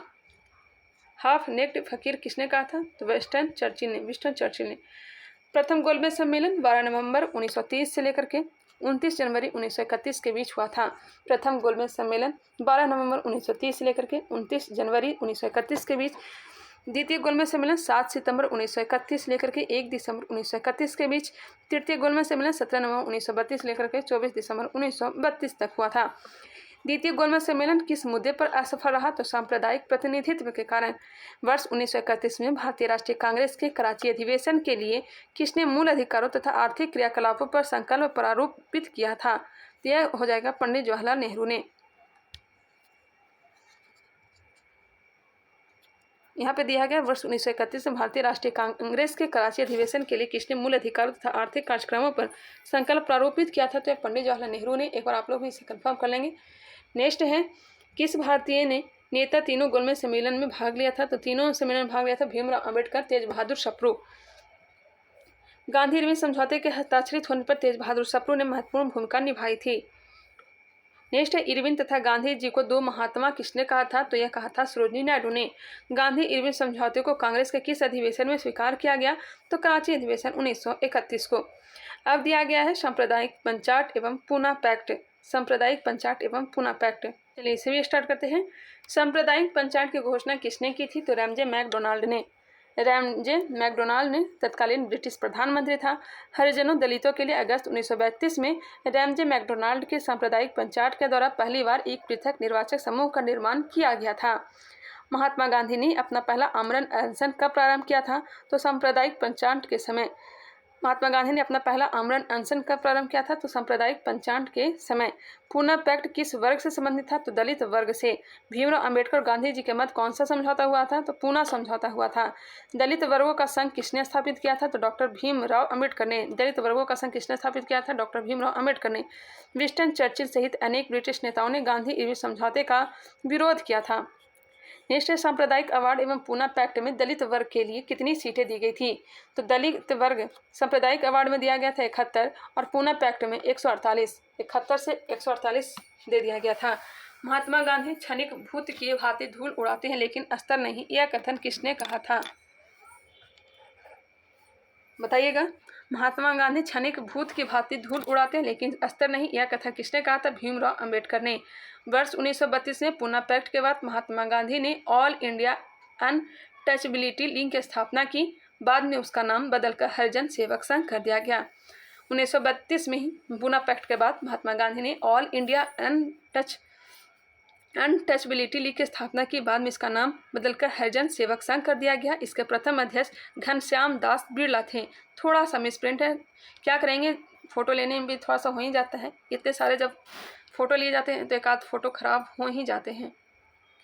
पूना समझौते के बाद गांधी जी ने दलितों के उत्थान के लिए किस संस्था की स्थापना की थी? तो हरिजन सेवक संघ की। वर्ष 1936 में इंडिपेंडेंट लेबर पार्टी का गठन किसके द्वारा किया गया था? तो डॉक्टर भीमराव अंबेडकर के द्वारा। दलित समुदाय को सर्वप्रथम हरिजन शब्द से किसने संबोधित किया था? तो महात्मा गांधी ने। नेक्स्ट है, प्रांतीय चुनाव और मंत्रिमंडल का गठन। कांग्रेस समाजवादी पार्टी एवं त्रिपुरी अधिवेशन। प्रांतीय चुनाव और मंत्रिमंडल का गठन, कांग्रेस समाजवादी पार्टी एवं त्रिपुरी अधिवेशन। स्टार्ट करते हैं कि इस अधिनियम के द्वारा भारत में प्रांतीय चुनाव करवाने का प्रावधान किया गया था। कि इस अधिनियम के द्वारा भारत में प्रांतीय चुनाव कराने का प्रावधान किया गया था। तो भारत शासन अधिनियम 1935 के द्वारा भारत शासन अधिनियम 1935 के अंतर्गत भारत में प्रांतीय चुनाव किस वर्ष संपन्न किया गया? 1937 में। वर्ष 1937 के चुनाव में कांग्रेस द्वारा बहुमत प्राप्त प्रांतों की संख्या कितनी थी? कल ही ज्ञान बिंदु का प्रैक्टिस सेट हमने कराया था, प्रैक्टिस सेट नंबर 28, उसमें यह प्रश्न आया हुआ है। ज्ञान बिंदु बिहार दौरा का प्रैक्टिस सेट नंबर 28 में यह क्वेश्चन रोशन सर ने दिए थे। कांग्रेस ने 11 प्रांतों में से 8 प्रांतों में सरकार बनाई। पंजाब में मुस्लिम लीग तथा यूनियनिस्ट पार्टी ने तथा बंगाल में कृषक प्रजा पार्टी तथा मुस्लिम लीग ने मिलकर संयुक्त सरकार का गठन किया था। 1937 में हुए प्रांतीय चुनाव के बाद कांग्रेस ने कुल कितने समय तक शासन किया? तो 28 माह तक शासन किया था। वर्ष 1938 में भारतीय राष्ट्रीय कांग्रेस के हरिपुरा गुजरात अधिवेशन की अध्यक्षता किसने की थी? सुभाष चंद्र बोस ने। भारतीय राष्ट्रीय कांग्रेस के किस अधिवेशन में हुए कांग्रेस अध्यक्ष के चुनाव में सुभाष चंद्र बोस ने पटाभी सीतारामैया को पराजित किया था? तो हो जाएगा तिरुपुरी अधिवेशन 1939। सुभाष चंद्र बोस के त्यागपत्र के पश्चात भारतीय राष्ट्रीय कांग्रेस का अध्यक्ष कौन बना था? तो डॉक्टर राजेंद्र प्रसाद बने थे। कांग्रेस छोड़ने के पश्चात सुभाष चंद्र बोस ने 1939 में किस दल की स्थापना की? 1939 में फॉरवर्ड ब्लॉक की। लॉर्ड लिथगो ने द्वितीय विश्व युद्ध में कांग्रेस का सहयोग प्राप्त करने के लिए उनके समक्ष एक प्रस्ताव रखा जिसे अगस्त प्रस्ताव कहा जाता है। अगस्त प्रस्ताव 8 अगस्त 1940 का नाम दिया गया। अगस्त प्रस्ताव किसे कहते हैं? तो 8 अगस्त 1940 को अगस्त प्रस्ताव कहते हैं। क्रांतिकारी समाजवादी पार्टी दिया गया है। RSP के बारे में देखते हैं, क्रांतिकारी समाजवादी पार्टी के बारे में जानते हैं। संस्थापक कौन थे? योगेश चंद्र चटर्जी थे। स्थापना हुआ था 19 मार्च 1940 ईस्वी में। बंगाल में किया गया था। उद्देश्य क्या था? तो अंग्रेजों को शक्ति द्वारा भारत से बाहर निकालकर देश में समाजवाद की स्थापना करना। इस पार्टी ने त्रिपुरी कांग्रेस अधिवेशन में सुभाष चंद्र बोस का समर्थन किया तथा भारत छोड़ो आंदोलन का स्वागत किया था। क्रांतिकारी समाजवादी पार्टी की स्थापना 19 मार्च 1940 बंगाल में इसकी स्थापना हुई थी योगेश चंद्र चटर्जी के द्वारा। योगेश चंद्र चटर्जी के द्वारा। नेक्स्ट है वर्ष 1937 में प्रांतीय चुनाव। 1937 के प्रांतीय चुनाव विधानसभा हेतु में कुल 1585 सीटों में से कांग्रेस को 707 सीटें प्राप्त हुई थी। 1585 सीटों में कांग्रेस को कितने सीटें प्राप्त हुई थी? तो 707 सीटें प्राप्त हुई थी। यहाँ पे और दिया गया है, उसे भी देखते हैं। 1937 के प्रांतीय चुनाव तथा प्रधानमंत्री कौन कौन बने थे? असम प्रांत में प्रधानमंत्री बने थे मोहम्मद सादुल्ला असम के प्रधानमंत्री बने। बिहार के बने थे प्रधानमंत्री श्री कृष्ण सिंह, उस समय मुख्यमंत्री को ही प्रधानमंत्री कहा जाता था। बंगाल का प्रधानमंत्री बने थे फजलुल हक। उड़ीसा का बने थे BN दास। उत्तर पश्चिमी प्रांत का बने थे डॉक्टर खान साहब। संयुक्त प्रांत का बने थे गोविंद बल्लभ पंत। और मध्य प्रांत का बने थे NB खरे। बम्बई के BG खरे। मद्रास के C राजगोपालाचारी। सिंध के बने थे अल्लाह बख्श। पंजाब का बने थे सिकंदर अहयात खां। नहीं याद हुआ होगा, एक बार फिर से देखते हैं। मुझे भी याद नहीं हुआ, आप लोग को कैसे याद हो सकता है? चलिए एक बार फिर से रिकॉल करते हैं। 2-3 बार हम लोग रिपीट करेंगे तो याद तो हो ही जाएगा, चाहे हम हो या फिर आप हो। 2-3 बार रिवीजन क्या करिए, याद आराम से हो जाएंगे। असम का प्रधानमंत्री मोहम्मद सादुल्ला। बिहार का श्री कृष्ण सिंह। बंगाल का फजलुल हक। उड़ीसा का BN दास। उत्तर पश्चिमी प्रांत का डॉक्टर खान साहब। डॉक्टर खान साहब। संयुक्त प्रांत का हो जाएगा गोविंद बल्लभ पंत। मध्य प्रांत का हो जाएंगे NB खरे। बम्बई का हो जाएगा BG खरे। मद्रास का C राजगोपालाचारी। सिंध के हो जाएंगे अल्लाह बख्श। और पंजाब का हो जाएगा सिकंदर अहयात खां। चलिए आगे बढ़ते हैं। वर्ष 1934 में पटना में अखिल भारतीय कांग्रेस समाजवादी पार्टी का संयोजक कौन था? अखिल भारतीय कांग्रेस समाजवादी पार्टी का संयोजक जयप्रकाश नारायण। बिहार सोशलिस्ट पार्टी के संस्थापक जयप्रकाश नारायण थे, जिन्हें लोक नायक के नाम से जाना जाता है। वर्ष 1937 के चुनाव के पश्चात संयुक्त प्रांत में गठित मंत्रिमंडल में वित्त विभाग के प्रमुख कौन थे? वित्त विभाग के प्रमुख थे रफ़ी अहमद किदवई। कांग्रेस समाजवादी दल का प्रमुख नेता कौन था? तो आचार्य नरेंद्र देव। कांग्रेस सोशलिस्ट पार्टी की पहली बैठक कहाँ हुई थी? तो पटना में हुई थी 1934 में। फॉरवर्ड ब्लॉक को देखते हैं। फॉरवर्ड ब्लॉक के संस्थापक सुभाष चंद्र बोस। 3 मई 1939 को मुकर उन्नाव में इसकी स्थापना की गई थी। मुकर उन्नाव में इसकी स्थापना की गई थी। उद्देश्य था सभी साम्राज्यवाद विरोधी शक्तियों को संगठित करना और अनिवार्य संघर्ष की पूर्ति हेतु तत्पर रहना। अन्य सदस्य थे इसके देवव्रत विश्वास फॉरवर्ड ब्लॉक के महासचिव थे। देवव्रत विश्वास फॉरवर्ड ब्लॉक के महासचिव थे। विशंभर दयाल त्रिपाठी राष्ट्रीय महामंत्री थे तथा स्वामी सहजानंद सरस्वती। नेक्स्ट है द्वितीय विश्व युद्ध एवं पाकिस्तान की मांग एवं व्यक्तिगत सत्याग्रह। द्वितीय विश्व युद्ध कब प्रारंभ हुआ था? तो 1 सितंबर 1939 को हुआ था। द्वितीय विश्व युद्ध के प्रारंभ के समय भारत का वायसराय लॉर्ड लिलिथगो था। वायसराय लॉर्ड लिलिथगो ने द्वितीय विश्व युद्ध में भारत को जर्मनी के विरुद्ध युद्धग्रस्त राष्ट्र कब घोषित कर दिया? 17 अक्टूबर 1939 को। भारतीय विधानमंडल की सहमति के बिना वायसराय द्वारा भारत को विश्व युद्ध में शामिल कर लिया जाने के कारण कांग्रेस ने सभी प्रांतीय विधानमंडलों में 28 माह के शासन के पश्चात त्याग पत्र दे दिया था। एक बार फिर से आप लोग देख लें। चलिए आगे बढ़ती हूँ। कांग्रेस के विधानमंडल से इस्तीफा दिए जाने के कारण मुस्लिम लीग द्वारा मुक्ति दिवस कब मनाया गया था? तो 22 दिसंबर 1939 को मुक्ति दिवस मनाया गया था। द्वितीय विश्व युद्ध के समय ब्रिटिश प्रधानमंत्री कौन था? तो विंस्टन चर्चिल था। द्वितीय विश्व युद्ध के समय भारतीय राष्ट्रीय कांग्रेस की राजनीति क्या थी? तो पूर्ण स्वतंत्रता का आश्वासन मिलने पर ब्रिटेन का सहयोग करना। वर्ष 1930 में मुस्लिम लीग के इलाहाबाद अधिवेशन में सर्वप्रथम किसके द्वारा एकल मुस्लिम राष्ट्र की मांग की गई थी? तो मोहम्मद इकबाल के द्वारा। पहली बार मोहम्मद इकबाल ने ही अलग मुस्लिम राष्ट्र की मांग की थी। इलाहाबाद अधिवेशन 1930 में ही। वर्ष 1933 में कांग्रेस शब्द का प्रयोग सर्वप्रथम किसने किया था? वर्ष 1933 में पाकिस्तान शब्द का प्रयोग सर्वप्रथम किसने किया था? चौधरी रहमत अली के द्वारा। वर्ष 1940 में मुस्लिम लीग के लाहौर अधिवेशन में अपने अध्यक्षीय भाषण के दौरान मोहम्मद अली जिन्ना द्वारा एक पृथक मुस्लिम राष्ट्र के रूप में पाकिस्तान की मांग की गई। मार्च 1940 में लाहौर अधिवेशन में मोहम्मद अली जिन्ना के द्वारा पहली बार पृथक मुस्लिम राष्ट्र के रूप में पाकिस्तान की मांग की गई। मुस्लिम लीग के किस अधिवेशन में पाकिस्तान के मांग के प्रस्ताव को स्वीकार किया गया? तो लाहौर अधिवेशन 1940। पाकिस्तान प्रस्ताव की रूपरेखा किसके द्वारा तैयार की गई थी? तो सिकंदर हयात खां के द्वारा। पाकिस्तान प्रस्ताव की रूपरेखा सिकंदर हयात खां के द्वारा तैयार की गई थी। मुस्लिम लीग द्वारा पाकिस्तान दिवस कब मनाया गया था? 23 मार्च 1943 को पाकिस्तान दिवस मनाया गया था। 23 मार्च 1943 को। सर्वोदय शब्द का प्रयोग सर्वप्रथम महात्मा गांधी द्वारा किया गया था तथा सर्वोदय समाज की स्थापना सर्वप्रथम विनोबा भावे द्वारा की गई थी। सर्वोदय समाज सर्वप्रथम विनोबा भावे, सर्वोदय शब्द महात्मा गांधी। नेक्स्ट है ब्रिटेन द्वारा अगस्त प्रस्ताव कब प्रस्तुत किया गया था? ब्रिटेन द्वारा अगस्त प्रस्ताव 8 अगस्त 1940 कांग्रेस का सहयोग प्राप्त करने के उद्देश्य से वायसराय लिलिथगो के 8 अगस्त 1940 को एक प्रस्ताव प्रस्तुत किया गया जिसे अगस्त प्रस्ताव के नाम से जाना जाता है। इस प्रस्ताव को कांग्रेस द्वारा अस्वीकार कर दिया गया था। व्यक्तिगत सत्याग्रह का प्रारंभ कब किया गया था? व्यक्तिगत सत्याग्रह का प्रारंभ हुआ था 17 अक्टूबर 1940 को। व्यक्तिगत सत्याग्रह का प्रारंभ 17 अक्टूबर 1940 को। व्यक्तिगत सत्याग्रह के प्रारंभ किए जाने का मूल उद्देश्य क्या था? अगस्त प्रस्ताव तथा भारत को द्वितीय विश्व युद्ध में शामिल किए जाने का विरोध। व्यक्तिगत सत्याग्रह आंदोलन के प्रणेता कौन थे? तो यह थे महात्मा गांधी। प्रथम सत्याग्रही कौन थे? तो विनोबा भावे। जबकि द्वितीय सत्याग्रही कौन थे? तो जवाहरलाल नेहरू। नेहरू एक राष्ट्रभक्त है जबकि जिन्ना एक राजनीतिज्ञ है। यह कथन किसका है? नेहरू एक राष्ट्रभक्त है जबकि जिन्ना एक राजनीतिज्ञ है। यह कथन किसका है? तो मोहम्मद इकबाल का, जिन्होंने गाया था सारे जहां से अच्छा हिंदोस्तां है हमारा। महत्वपूर्ण घटनाक्रम उससे संबंधित गवर्नर जनरल। साइमन कमीशन आया था लॉर्ड इरविन के समय। सांप्रदायिक पंचायत लॉर्ड वेलिंगटन। अगस्त प्रस्ताव 8 अगस्त 1940 लिलिथगो के समय। क्रिप्स मिशन कब आया था? 1942 में लिलिथगो के समय। बेवल योजना लॉर्ड बेवल के समय। कैबिनेट मिशन 1946 लॉर्ड बेवल के समय। माउंटबेटन योजना Lord Mountbatten. Balkan plan Lord Mountbatten के समय ही आया था। इसे एक बार देख लीजिए, इसका स्क्रीनशॉट लेना चाहे तो ले सकते हैं, बहुत ही ईजी है। अब हम लोग देखेंगे क्रिप्स मिशन एवं भारत छोड़ो आंदोलन।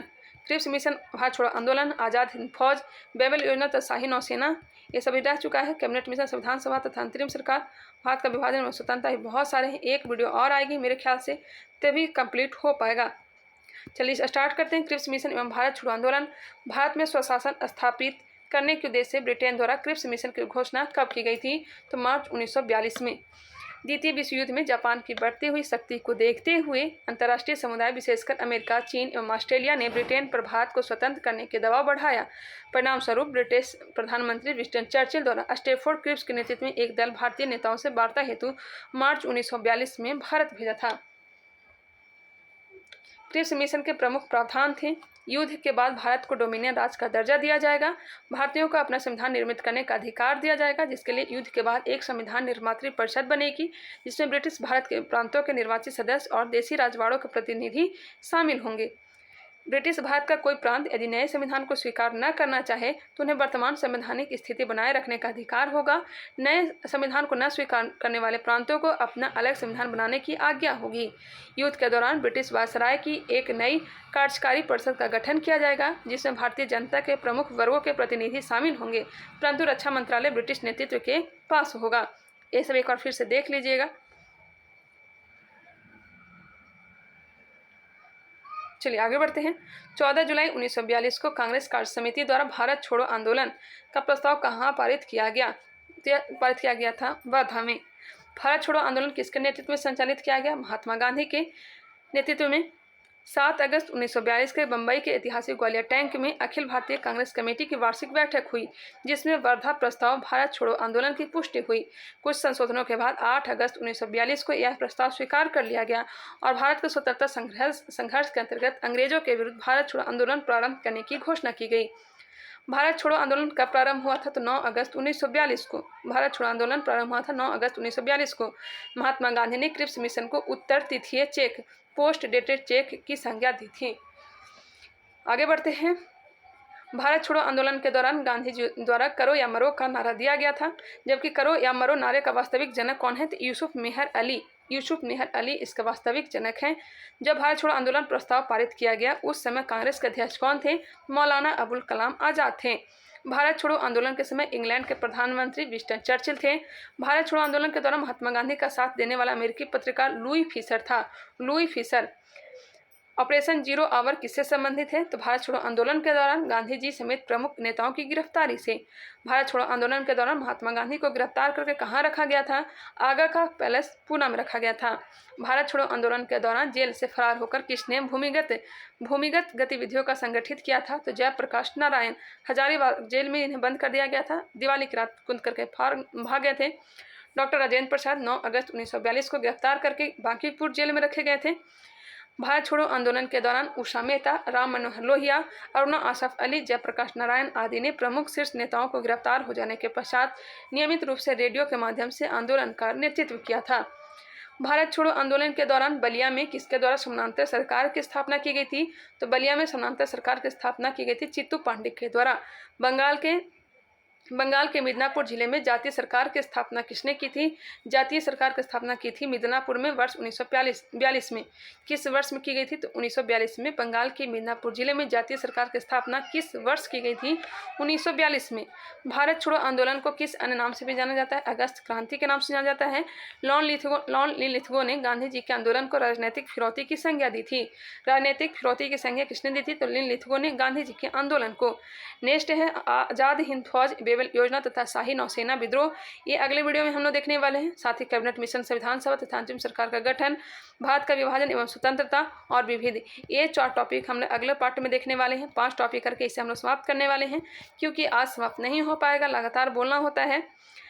मैं 1 घंटा लगातार बोल पाती हूँ, 1.5 घंटा मैक्सिमम जाता है, लेकिन मैंने 1 घंटे का वीडियो बनाई, एक रह गया, उसे भी मैं कंप्लीट करवा देती हूँ। वहाँ पे थोड़ा सा मिसप्रिंट हो चुका था, जो मैंने बोला था आप लोग से लास्ट में करवा दूंगी, उसे मैं करवा देती हूँ। देखिए, मुस्लिम लीग एवं पार्लियामेंटो सुधार रह चुका था। मुस्लिम लीग की स्थापना कहाँ हुई थी? तो ढाका में हुई थी वर्ष 1906 में। ऑल इंडिया मुस्लिम लीग की स्थापना किसने की थी? तो आगा खां, नवाब सलीमुल्लाह खां, मोहम्मद अली जिन्ना ने। मुस्लिम लीग का प्रथम अध्यक्ष कौन था? तो आगा खां प्रथम अध्यक्ष थे। वर्ष 1907 में मुस्लिम लीग का वार्षिक अधिवेशन कहाँ हुआ था? तो 1907 में हुआ था कराची में। मुस्लिम लीग ने पृथक निर्वाचन मंडल की मांग किस अधिवेशन में की थी? तो अमृतसर अधिवेशन 1908 में पृथक निर्वाचन मंडल की मांग की थी। थोड़ा सा मिसप्रिंट हो रखा है। अखिल भारतीय मुस्लिम लीग का अधिवेशन देखते हैं। प्रथम अधिवेशन हुआ था 1906 में, कहाँ हुआ था? ढाका में। दूसरा हुआ था 1907 में, कहाँ हुआ था? कराची में। 1908 में तृतीय अधिवेशन हुआ था अमृतसर में। 1906 ढाका, 1907 में कराची, 1908 में अमृतसर। नेक्स्ट है वर्ष 1908 में किसकी अध्यक्षता में अखिल भारतीय मुस्लिम लीग की एक शाखा लंदन में स्थापित हुई? अमीर अली के नेतृत्व में अध्यक्षता में अखिल भारतीय मुस्लिम लीग की एक शाखा लंदन में स्थापित हुई थी। भारत शासन अधिनियम 1909 को किस अन्य नाम से भी जाना जाता है? तो मार्ले मिंटो सुधार अधिनियम 1909 के नाम से। किस अधिनियम के द्वारा मुसलमानों के लिए पृथक निर्वाचन प्रणाली की व्यवस्था की गई थी? तो यह जाएगा भारत शासन अधिनियम 1909। इंडियन काउंसिल एक्ट 1909 में इंडियन काउंसिल एक्ट 1909 में किस प्रकार के प्रतिनिधित्व की व्यवस्था की गई थी? तो जाएगा सांप्रदायिक प्रतिनिधित्व। 1909 ईस्वी के सुधार बिल में पृथक निर्वाचन को स्वीकार कर लिया गया। वहीं से द्विराष्ट्र सिद्धांत की अवधारणा का प्रारंभ माना जाता है। द्विराष्ट्र सिद्धांत का प्रारंभ माना जाता है 1909 का अधिनियम के द्वारा ही। याद रखना कि पृथक निर्वाचन क्षेत्र बनाकर हम ऐसे घातक बीज, मुझे भी नहीं समझ में क्या लिखा हुआ है। याद रखना कि पृथक निर्वाचन क्षेत्र बनाकर हम ऐसे घातक बीज बो रहे हैं जिसकी फसल बहुत कड़वी होगी। यह कथन किसके द्वारा कहा गया था? यह मिंटो के द्वारा कहा गया था, मिंटो के द्वारा। गवर्नर जनरल की कार्यकारिणी में भारतीय सदस्य को नियुक्त करने का प्रावधान किस अधिनियम में किया गया था? गवर्नर जनरल की कार्यकारिणी में भारतीय सदस्य को नियुक्त करने का प्रावधान किस अधिनियम में किया गया था? तो मार्ले मिंटो सुधार अधिनियम 1909 में। द्वैध शासन का जनक सर लियोनिड कार्टिस को, जबकि बंगाल के द्वैध शासन का जनक रॉबर्ट क्लाइव को कहा जाता है। नेक्स्ट है, गवर्नर जनरल की कार्यकारिणी में नियुक्त होने वाले प्रथम भारतीय कौन थे? तो यह थे सत्येंद्र नाथ सिन्हा। सत्येंद्र नाथ सिन्हा गवर्नर जनरल की कार्यकारिणी परिषद के पहले भारतीय सदस्य बने। सत्येंद्र नाथ सिन्हा को बिहार और उड़ीसा का गवर्नर बनाया गया। संपूर्ण ब्रिटिश शासन के दौरान इतने ऊंचे पद पर पहुंचने वाले वे एकमात्र भारतीय थे। कांग्रेस के दो गुटों के प्रमुख नेता को देखेंगे, उदारवादी और उग्रवादी नेता। उग्रवादी जो होते थे ये गर्म दिल होते थे, गांव के वाले क्षेत्र से आते थे। वही उदारवादी नरम दिल के होते थे, यह कहाँ से आते थे? तो शहरी इलाके से। उदारवादी नेता थे दादा भाई नौरोजी, सुरेंद्र नाथ बनर्जी, फिरोज शाह मेहता, गोपाल कृष्ण गोखले। वही उदारवादी में बाल गंगाधर तिलक, बिपिन चंद्र पाल, लाला लाजपत राय और अरविंद घोष। लाला लाजपत राय, बिपिन चंद्र घोष, बाल गंगाधर तिलक, अरविंद घोष, लाल बाल पाल, यह उग्रवादी में आते हैं। भारतीय राष्ट्रीय कांग्रेस पर प्रार्थना, याचना तथा विरोध की राजनीति करने का आरोप किसने लगाया था? तो प्रार्थना, याचना तथा विरोध की राजनीति करने का आरोप लगाया था बाल गंगाधर तिलक ने। शेर पंजाब के नाम से जाना जाता है लाला लाजपत राय को। बाल गंगाधर तिलक को अशांति का जनक किसने कहा था? तो वैलेंटाइन सिरोल ने कहा था। वर्ष 1908 में 6 वर्ष की कारावास की सजा की स्वतंत्रता संग्राम सेनानी को दी गई थी, तो बाल गंगाधर तिलक को। भारतीय स्वतंत्रता आंदोलन के प्रारंभिक दौर में उग्रवादी विचारधारा से क्या आशय है? उग्रवादी विचारधारा से क्या आशय है? तो संवैधानिक साधनों एवं याचिकाओं के स्थान पर आक्रामक साधनों से स्वशासन प्राप्त करना। महाराष्ट्र में गणपति उत्सव को किसने प्रारंभ किया था? गणपति उत्सव को प्रारंभ किया था बाल गंगाधर तिलक ने। दिल्ली दरबार कब कब लगा है उसे देखेंगे। प्रथम दिल्ली दरबार 1877, द्वितीय दिल्ली दरबार 1903 और तृतीय 1911। प्रथम लगा था लॉर्ड लिटन के समय 1870 में, और दूसरा लगा था लॉर्ड कर्जन के समय 1903 में, और तीसरा लगा था दिल्ली दरबार लॉर्ड हॉर्डिंग के समय। यही रह चुका था। आगे तो करवाएं दी हूँ, कांग्रेस का लखनऊ अधिवेशन यह सब हो चुका है। यह वीडियो आप लोगों को कैसा लगा कमेंट करके जरूर बताएं। अगर आप लोग नए हैं तो हमारे चैनल को सब्सक्राइब कर लें और इसे शेयर भी करें। चलिए मिलते हैं नेक्स्ट वीडियो के साथ, तब तक के लिए धन्यवाद। एक वीडियो और आएगा मॉडर्न हिस्ट्री का, और हम लोग मॉडर्न हिस्ट्री को समाप्त करके हम लोग स्टार्ट करने वाले हैं ज्योग्राफी। चलिए मिलते हैं नेक्स्ट वीडियो में, तब तक के लिए धन्यवाद।